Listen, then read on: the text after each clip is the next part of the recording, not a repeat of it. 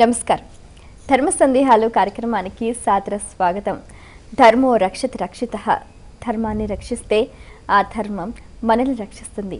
మన భారతీయ సంస్కృతి సంప్రదాయాలు ఆచార వ్యవహారాలకి అనుగుణంగా ఒక్కో ప్రాంతాల వారు ఎన్నో రకాల ధర్మాల్ని ఆచరిస్తూ ఉంటారు. అయితే అవి పాటించే సమయంలో చాలా రకాల సందేహాలు కలుగుతూ ఉంటాయి, సహజమే. మరి ప్రేక్షకులకు సందేహాలు కలిగినప్పుడల్లా ఎంతో శ్రద్ధగా మా ఈ కార్యక్రమానికి ఉత్తరాల ద్వారా, ఈమెయిల్స్ ద్వారా రాసి పంపిస్తున్నారు. వారన్నిటికీ శాస్త్రీయ సమాధానాలు అందించడానికి మన ముందున్నారు తెలుగు, సంస్కృతం, ఆంగ్ల భాష అనువాదకులు, ప్రముఖ రచయిత, ఆధ్యాత్మికవేత్త, లలిత సహస్రనామ ప్రవచకులు, అలాగే రామాయణ ప్రవచనానికి పర్యాయపదంగా నిలిచిన వారు, మీ అందరికీ సుపరిచితులైన డాక్టర్ మైలవరపు శ్రీనివాసరావు గారు. వారితో మాట్లాడి మరిన్ని విషయాలు వారి మాటలో తెలుసుకుందాం. ఈనాటి కార్యక్రమాన్ని ప్రారంభిద్దాం. నమస్కారం అండి. నమస్కారం.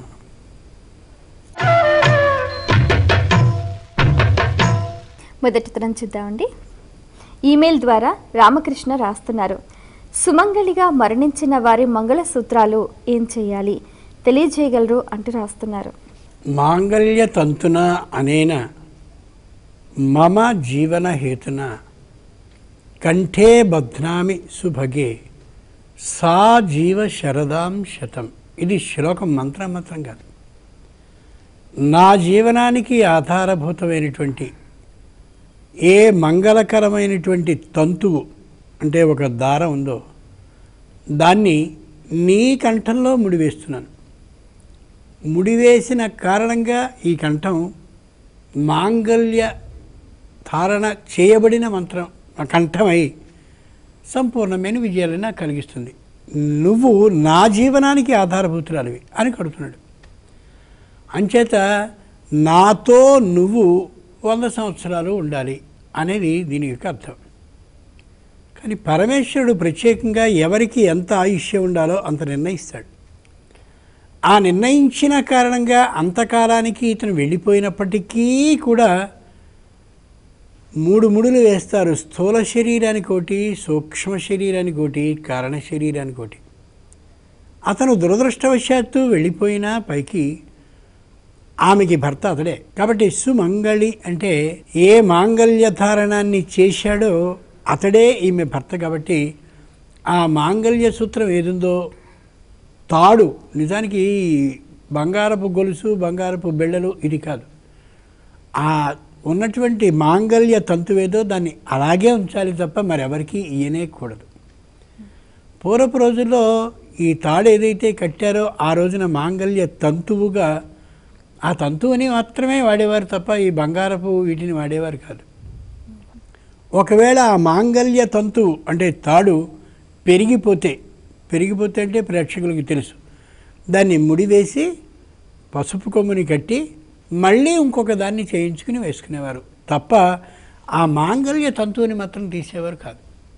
అంచేత ఏ సుమంగలిగా ఉండేటువంటి ఆమె భర్త పోయిన తరువాత మాంగళ్య తంతువుకి ప్రతిబింబితంగా ఈవేళ అనుకరణగా దానికి సంకేతంగా ఓ బంగారపు మంగళసూత్రాలు 2 కలిగినటువంటి తాడుని ధరిస్తుందో దాన్ని ఎవ్వరికీ కూడదు. అలాగే ఉంచేయాలి. తన భర్త అక్కడున్నాడనేందుకు సంకేతంగా, తన భర్త ఎదుట తాను నిరంతరం జీవిస్తున్నాను అనడానికి సంకేతంగా దాన్ని ఉంచాలి తప్ప దాన్ని ఎవ్వరికీ కూడదు. అది సరైనటువంటి విధానం. మరో ఉత్తరం చూద్దామండి. ఈమెయిల్ ద్వారా శివశంకర్ రాస్తున్నారు. ఒకే ఆసనంలో కూర్చొని వివిధ దేవతల స్తోత్రాలు పఠించవచ్చా తెలియచేయగలరు అంటూ రాస్తున్నారు. వివిధ దేవతల యొక్క స్తోత్రాలని పఠించేటప్పుడు ఈ ఆసనాన్ని నుంచి వేరుగా లేచి రావాలనే నియమం ఎక్కడా లేదు, ఉండడానికి అవకాశం లేదు కూడా. మనం సరస్వతీదేవి వేరు, లక్ష్మీదేవి వేరు, అమ్మవారు వేరు అనుకుంటున్నాం. కానీ వాళ్ళ ముగ్గురు ఒకటే. శ్రీ గౌర్యౌ ఉంటుంది. శ్రీ అంటే లక్ష్మీదేవి, గౌరీదేవి మనకు తెలుసు, ఈ ఇద్దరు కలిపి. ఆవిడికి సరస్వతిని గెలిపాం.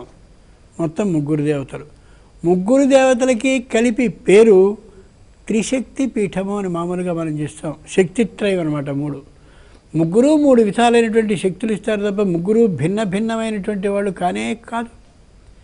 అటువంటిప్పుడు వాళ్ళని భిన్నులుగా ఊహించుకుంటూ లక్ష్మీదేవి పూజ అయిపోయిన తర్వాత సరస్వతికి ఇంకో పీట వేసుకోవడం, వీళ్ళిద్దరి పూజ అయిపోయిన తర్వాత పార్వతీదేవికి ఇంకో పీట వేసుకోవడం చేయాల్సిన అవసరం లేదు. లలితా సహస్రనామాలకి అని వెళ్ళి చూస్తే సృష్టికర్త్రి బ్రహ్మరూప, అమ్మవారు బ్రహ్మస్వరూపం కలిగింది. సరస్వతి శాస్త్రమయీ గుహాంబ గుహ్యరూపిణి, సరస్వతీదేవి ఆవిడే స్వరూపం అవుతుంది. రాజ్యలక్ష్మీ కోశనాథ చతురంగ బలేశ్వరి, లక్ష్మీ స్వరూపం ఆవిడే. ముగ్గురు స్వరూపము ఆవిడే అవుతూ కనిపిస్తున్నప్పుడు ముగ్గురు వేరువేరుగా అనుకుంటూ 3 పీటలను వేసుకోవడమో, లేకపోతే కూర్చున్న పీటను ఇంకో చోట జరుపుకోవాలనే ఆలోచనని 10 మందికి కలిగించడం చేయాల్సిన అవసరం ఏమాత్రమూ లేదు. ముగ్గురు ఒకే రూపం కలిగినటువంటి వాళ్ళు కాబట్టి 3 విధాలైన శక్తుల్ని మనకి ఇస్తూ ఉన్న కారణంగా మనం 3 ప్రత్యేకమైనటువంటి దేవతా రూపాలుగా భావిస్తున్నాం. చెయ్యుంది, ఇలా అందినటువంటి పనుల్ని చేస్తుంది, నడవలేదు. కాళ్ళున్నాయి, ఇవి నడక మాత్రమే చేస్తాయి, ఏదో వస్తువులు అందుకునేటటువంటి లక్షణం వీటికి లేదు. ఈ చేతులు ఈ కాళ్ళు ఒకే శరీరంలో ఉండి ఒకటే అవుతున్నాయి తప్ప చేతులు వేరు కాళ్ళు వేరు కాదు, అంతా కలిపి ఒకే రూపం. అలాగే సరస్వతి, లక్ష్మి, అమ్మవారు ముగ్గురు కలిపినటువంటి రూపం లలిత రూపంగా కనిపిస్తుంది. ముగ్గురు 3 విధాలైనటువంటి శక్తుల్ని మనకు అందిస్తున్నారు తప్ప ఇదంతా ఒకే శక్తి రూపంగా మనం భావించుకోవాలి.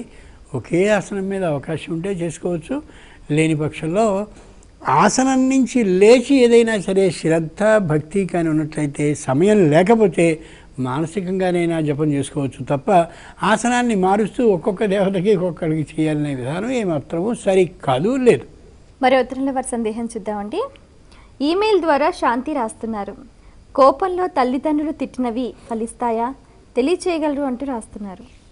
ఇది వేళ బాగా తెలుసుకోవాల్సిన అంశం అమ్మా. జ్ఞానతో అజ్ఞానదశ్చేతి అని సూత్రం మామూలుగా. మనం జ్ఞానంతో తిట్టినా అంటే తెలిసి తిట్టినా అజ్ఞానంతో తిట్టినా అది ఫలిస్తుందమ్మా. అంచేతనే పాతకాలంలో అంటే మా అమ్మమ్మలు బామ్మలు వాళ్ళందరూ ఏదైనా తప్పు చేసి నీ నోట బెల్లంగడ్డ కొట్టా అనేవారు. అదో తిట్టా, నోట్లో బెల్లంగడ్డ కొడితే అది తప్పే ఉంది. ఒరి నీళ్ళు బంగారంగాను అనేవారు. ఒక్క మాట అపశబ్దం వాళ్ళ నోటి నుంచి వచ్చేది కాదు. అలా వాళ్ళు అంతటి ఆప్యాయతని మాటల్లో చూపిస్తూ ఉండేవారు. కాబట్టి తల్లి విషయంలో కానీ అమ్మమ్మ విషయంలో కానీ బామ్మ విషయంలో అలాగే పిన్నులు పెద్దమ్మల విషయంలో ఏదైనా తప్పు కానీ చేసి ఉంటే వాళ్ళు ఇలా అనేవారు కాదు. కాబట్టి వెంటనే తప్పు చేసేసాను పెద్దమ్మ, తప్పు చేశాను పిన్ని అని అనాల్సిన పరిస్థితి హృదయం అలా తంతు మనని కలిగించేది. మన తప్పును మనం తెలుసుకునేవాళ్ళం. ప్రమాణం లేనిదే మన భక్తి టీవీ ఏ విషయాన్ని చెప్పనీయదు. భారతంలో కద్రువ అనేటటువంటి ఆవిడ విపరీతమైనటువంటి కోపం వచ్చిన సందర్భంలో జనమేజయుడు చేయబోయేటటువంటి సర్పయాగంలో మీరందరూ చావండిరా అని చెప్పించింది. స్మృతి ప్రవిశాత్ బుద్ధినాశాత్ ప్రణశ్యతి. ఆ కోపం తారస్థాయికి వెళ్ళినప్పుడు, తారాస్థాయి కాదు తారస్థాయికి వెళ్ళినప్పుడు ఏం మాట్లాడుతున్నామో తెలియదు, ఏం చేస్తున్నామో తెలియదు, ఎవరిని తిడుతున్నామో తెలియదు, ఎవరిని శపించే స్థాయికి వెడుతుందో ఈ కంఠం, ఈ బుద్ధి, ఈ మనసు తెలియదు. కద్రు అలాగే శపించింది. ఆ మొత్తం 9 చచ్చారా లేదా? జనమేజయుడు చేసిన సర్పయాగంలో. ఇంచేత నిజమైన తల్లి ఎవరు అంటే ఎప్పుడూ కూడా పిల్లలు తప్పు చేస్తే వాళ్ళని మందలించాలి, కోపంతో కళ్ళతో మందలించాలి, అవసరమైతే ఒక చెయ్యి వేసి కొట్టాలి కూడా, తప్పేం కాదు. ప్రభుత్వపు నియమాలు అలా ఉంటే ఉండవచ్చు, కానీ నా ఇల్లు నా ఇష్టం. ఆ విధంగా వాడిని మందలించకపోతే తెలియదు. ఎంచేత పశువజ్ఞేయ బాలః, బాలుడు పశువులానే ఉంటాడు. ఓసారి కొడితే బాబో అమ్మ కొడుతుంది అని భయపడి తోవలోకి వస్తూ ఉంటాడు. ఆ కారణంగా పిల్లవాడిని మందలించాలి, కళ్ళెర్ర చేయాలి, అవసరమైతే వాడిని శిక్షించాలి, ఇన్ని చేయాలి. ఈ విధానాన్ని గమనించుకున్నటువంటి తల్లి నోటితో మాత్రం అండి ఏమనుకో, కాయేన వాచ మనస, మనసులో కోపం బాగా ఉంది, వాక్కుతో అనకూడదు, కాయంతో. వాడి శరీరాన్ని అవసరమైతే కొట్టు, కానీ వాక్కుతో అన్నావా, వాక్కు ఆత్మశక్తి ద్వారా ప్రచోదితం యువతలకు వస్తుంది కాబట్టి ఫలించే అవకాశం ఉంటుంది. చాలామంది తల్లుని నేను ఈవేళ చూస్తున్నాను, ఓ చిన్న విషయం ఏదో వస్తుంది, వీడి నెత్తి మీద ఒట్టు పెడుతున్నాను నేను అని పాపం అభం శుభం తెలియనటువంటి సంతానం నెత్తి మీద చేయబెట్టి వాడు అమాయకంగా అలా చూస్తూ ఉంటాడు, అర్థం ఒక చెప్పేస్తుంటారు వాళ్ళు. వీళ్ళ పాలవాడు రాలేదు, ఒట్టు వీడి మీద, నేను చెప్తున్నాను. పాలవాడు రాకపోతే వీడి నెత్తి మీద ఒట్టు పెట్టి చెప్పాలా? ఎంత బుద్ధి లేని పని నిజంగా. ఖచ్చితంగా గమనించాలి. ఒట్టు అనేది చాలా దారుణమైనటువంటి మాట. అంచేత వాక్కు ద్వారా వేగంగా అలా తిట్టడం, పిల్లల్ని తిట్టడం అంటే సరిగా చదవడం లేదని మందలించవచ్చు తప్ప నువ్వు నాశనం అయిపోవాలి, అడుక్కు తినాలి, పొరపాటున కూడా అట్లాంటి మాటల్ని అనకూడదు. ఇష్టకరంగా గర్భం నుంచి కన్నాక వాడిని అలా శపించడం ఎంత నేరం. అది వాగపరాధం, అంటే నోటితో చేసేటటువంటి తప్పు. శిక్ష వాడికి మించి ఈవిడికి కలిగేటటువంటి అవకాశం ఉంటుంది. ఎప్పుడు అలా చేయకూడదు. ఎప్పుడూ పిల్లల నెత్తి మీద చేయి పెట్టి ఒట్టు పెట్టడం అనే విధానమే ఉండకూడదు. దురదృష్టవశాత్తు ఆ ఇంట్లో కానీ వచ్చినట్టయితే ఆ ఇంటి నుంచి వచ్చినటువంటి ఆడపిల్ల ఇక్కడ నేర్పుతూ ఉంటుంది.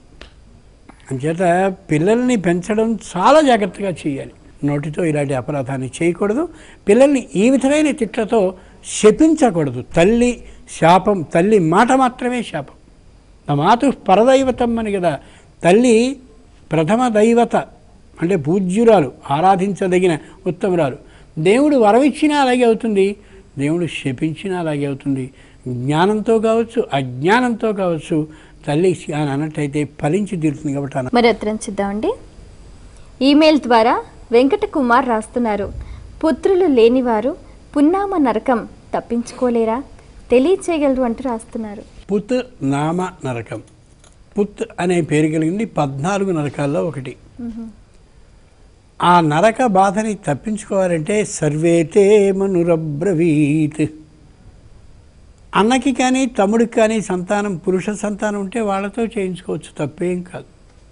అంచేతనే కొద్ది వెనక్కి వెడితే వాళ్ళు అన్నదమ్ములు అందరూ కూడా సఖ్యంగా ఉండేవారు. సఖ్యంగా నీకెందుకు, నేను చేసేస్తానుగా, ఏం కష్టం లేదు, నీకు స్త్రీ సంతానమేగా, నేను చూసుకుంటాను ఆ విషయాన్ని, తమ్ముడు అన్న అంటుండేవారు.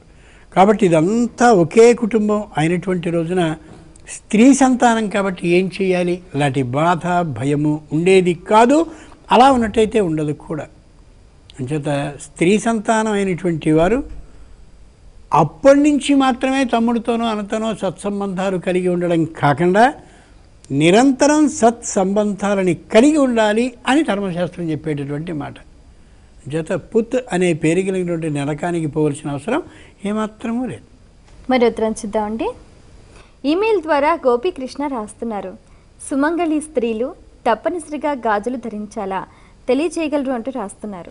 మనం ప్రాచీనానికి సంబంధించినటువంటి సంప్రదాయ విధానాల్ని పాటించవలసి వస్తే అన్నీ పాటిద్దాం, మానేయాల్సి వస్తే అలాంటి ఆలోచన ఉంటే అన్నీ మానేద్దాం. మనకి నచ్చినవి తీసుకోవడం, నచ్చనివి విడిచేయడం ఇది పద్ధతి కాదు. సంప్రదాయం ఏం చెప్పిందో దాని మీద విశ్వాసం, గౌరవం ఉంటే అన్నీ పాటించాలి, లేకపోతే పూర్తిగా మానేయాలి. వలయ అంగద శోభమాన. వలయం అంటే గాజు అని అర్థం. అమ్మవారు చక్కగా బ్రహ్మాండమైనటువంటి గాజుల్ని ఈ మణికట్టు దగ్గర నుంచి ముంజేతి దాకా వేసుకుంటుందట. ఆ వేసుకునేవి ఆవిడ శరీర ఛాయ, శరీరపు రంగుకి సరిపడేటటువంటి వాటిని వేసుకుంటుంది. నిజమైనటువంటి ఫ్యాషన్ నేర్పింది ఎవరో అంటే అమ్మవారే.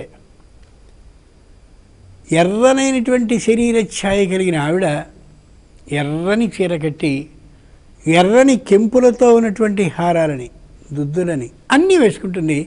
అలాగే చేతికి ఉండేటటువంటి వలయాలు, గాజులు కూడా ఎర్రని కెంపులతో ఉన్నటువంటి వాటినే వేసుకుని స్వచ్ఛమైన అందంతో నిర్మలినంగా కనిపిస్తూ ఉంటున్నాడు. ఈ కారణంగా మనం గమనించవలసింది ఏమిటంటే అమ్మవారు వలయాలు, గాజులు వేసుకుంది కాబట్టి మనం కూడా గాజులు వేసుకుని తీరాలి అని. ఓ విశేషాన్ని మనం మర్చిపోతున్నాం. గాజులు పైనుంచి ఇలా ఇలా ఏదో చేతులు ఇలా స్త్రీ ఆడిస్తున్నప్పుడు కదులుతూ ఉంటే సంతానానికి సంబంధించిన అవకాశం ఉంటుంది అని ఆయుర్వేద వైద్యం తెలియజేస్తుంది. అబ్బాయి ఇదంతా పాతకాల వైద్యం, మేము ఎలా నమ్ముతాం? సంతానం కలగని పక్షంలో, సంతానం ఆలస్యమైనటువంటి వాళ్ళకి ఈ విషయం చెప్పినప్పుడు నిశ్చయంగా ధరిస్తారు. అంటే మన లక్షణం ఎలా ఉందంటే దెబ్బ తగిలినప్పుడు తడువుకోవడమే తప్ప దెబ్బ తగులకుండా తల ఉంచుకుని నడుద్దామనే ధోరణిలో మనం లేం. అది సరికాదు. అంచేత అమ్మవారిలాగా ఇక్కడి నుంచి ఇక్కడ దాకా వేసేసుకోవడం కాకుండా యథాశక్తి 2, 3 గాజుల్ని మామూలుగా వేసుకుని స్త్రీలు ఇలా చేతుల్ని ఆ వంట పని ఆ పని ఈ పని చేస్తున్నప్పుడు అలా కదిలేలా చేస్తూ ఉంటే ఆ గాజుకి సంబంధించిన కదలిక కారణంగా సూక్ష్మంగాను మృదువుగాను తగలవలసిన విధానంగాను తగిలేటటువంటి శరీర భాగాలకి ఆ గాజుల యొక్క తాకిడి కలుగుతూ ఉంటే సంతానం కలుగుతుంది అని. అంతేకాదు, బొటనవేలుకి పక్కన ఉండేటటువంటి వేలుంటుంది. పాదాల విషయంలో బొటనవేలు పక్కన వేలు స్వాధిష్టాన చక్రానికి సంబంధించినటువంటి ఆ సంకేతం అక్కడ ఉంటుంది. అక్కడ కానీ వెండే, బంగారం కాదు, వెండి, మెట్టెలు కాదు, మెట్టెలు అనకూడదు, మట్టెల్ని ధరిస్తే స్వాధిష్టాన చక్రం స్పందించి సంతానానికి అవకాశం ఉంటుంది. మన వాళ్ళు పెడితే ఆ 2వ వేలు 3వ వేలు 4వ వేలు చిటికిన వేలుతో సహా పెట్టేస్తారు, లేకపోతే మొత్తం తీసేస్తారు. అలా వద్దు. సంప్రదాయం ఏం చెప్పిందో దాన్ని మాత్రమే పాటిద్దాం. అంచేత ఆ 2వ వేలికి మట్టెలని ధరించడం అనేది శాస్త్రం చెప్పిన విషయం కాదు. ద్వాపరయుగంలో మాత్రమే ద్రౌపది ఇలా ధరించి వచ్చింది అని తెలియచెప్తోంది. కాబట్టి పూర్వం భారతం అక్కడి నుంచి మాత్రమే మట్టెల సంప్రదాయం వచ్చింది, అంతకుముందు లేదు.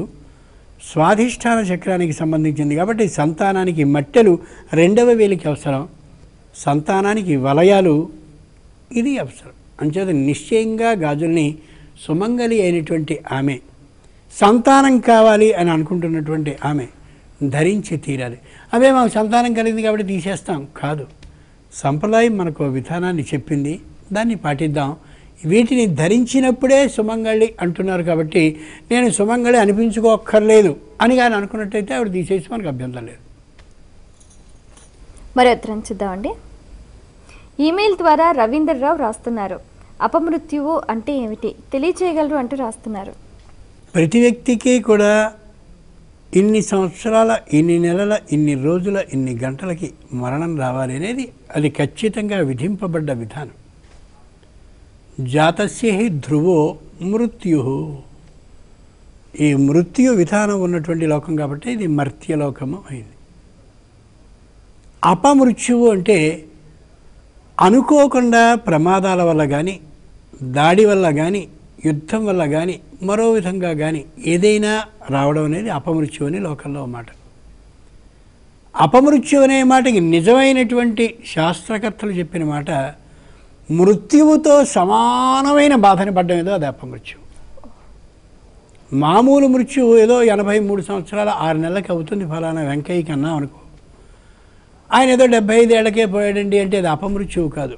73 ఏళ్లకే పోయేటట్టయితే అదే మృత్యువు. కానీ అపమృత్యువు ఏముంది? 83కి పోవలసి వచ్చి 73కి పోతే అపమృత్యువు అయితే మృత్యువు వేరే రోజుంది, అపమృత్యువు వేరే రోజుందా? అది కాదు అర్థం. అపమృత్యువు అంటే మృత్యువుతో సమానమైనటువంటి మానసిక బాధని పడడం ఏదుందో అది నిజమైనటువంటి అపమృత్యువు. దీపావళిని ఒక పండుగ వస్తుంది మనకి, నరక చతుర్దశి పక్కన రోజు దీపావళి. దీపావళి అంటే 2 రోజులే మాత్రం అనుకుంటాం, కాదు. నరక చతుర్దశికి వెనుక ఓ రోజు ఉంటుంది, దాన్ని బలిత్రయోదశి అంటారు. ఆ బలిత్రయోదశి రోజున అపమృత్యు దీపాలని దానం చేస్తారు. యమాయ ధర్మరాజాయ మృత్యవే చ అంతకాయ చ ఔదుంబరాయ దధ్యాయ నీలాయ పరమేష్ఠిని. ఆయన నాకు మృత్యువుతో సమానమైనటువంటి బాధని కలిగించే ఆ స్థితిని కలిగించకు అని చెప్పి దీపదానాన్ని చేస్తారు. అంచేతనే దాన్ని దీపత్రయోదశి అని కూడా పిలుస్తారు. అపమృత్యు అనేది ఎంతదంటే మృత్యువు కంటే ఎక్కువైనటువంటిది. మనకి తెలుగులో మాట ఉంది, అబ్బవాడు చంపాడు రానని. చంపాడు అంటే మానసికంగా అంత హింసించి చంపాడని. ఆ చంపాడు అనేటటువంటి మాటే మృత్యువుతో సమానమైన బాధని కలిగించిన బాధే అపమృత్యు బాధ అంటే. అందుకనే శివాభిషేకం అంతా అయిపోయాక ఏతే సహస్రమైతం భాష మృత్యోర్మర్త్యాయహంతవే తాన్ యజ్ఞశ మాయయా సర్వాన్ అవజామహే మృత్యవే స్వాహ మృత్యవే స్వాహ ప్రాణానాం గ్రంథిరిసృద్రోమా విజాంతకః తేనాన్నేనాప్యాయస్వ నమో రుద్రాయ విష్ణవే మృత్యుర్మే పాహి. ఈ అపమృత్యువు రక్షించాలి అని. ఎంత గొప్ప మంత్రమో, నమ్మకం చమకం మనకి. మహానుభావుడైనటువంటి రావణాసురుడు ఈ కల్పాన్ని అంతటినీ మనకు అందించాడు, పరమశివ భక్తుడు. కాబట్టి అపమృత్యు దీపాన్ని దానం చేయడం, మృత్యువుతో సమానమైన బాధతో ఆ బాధని పడడం, అది అపమృత్యువు తొలగించుకోగలగాలి. చాలా సంతోషం అండి. మీ అమూల్యమైన సమయాన్ని కేటాయించి మా ప్రేక్షకుల ధర్మ సందేహాలకు శాస్త్రీయ సమాధానాలు అందించినందుకు ధన్యవాదాలు. చూశారు కదండి, ఇది ఇవాల్టి మన ధర్మ సందేహాలు కార్యక్రమం. మీకు కూడా ఆధ్యాత్మిక ధర్మ సందేహాలు ఏవైనా కలిగితే మా ఈ కార్యక్రమానికి స్పష్టంగా సూటిగా రాసి పంపించండి. మా చిరునామా ధర్మ సందేహాలు, కేర్ ఆఫ్ భక్తి TV, road number 92, Jubilee hills, Hyderabad 5,96,000. మా ఇమెయిల్ ఐడి bhakti@gmail.com. మరో కార్యక్రమంలో మీ సందేహాలు మా పండితుల సమాధానాలతో మళ్ళీ కలుసుకుందాం. అంతవరకు సెలవు. నమస్కారం.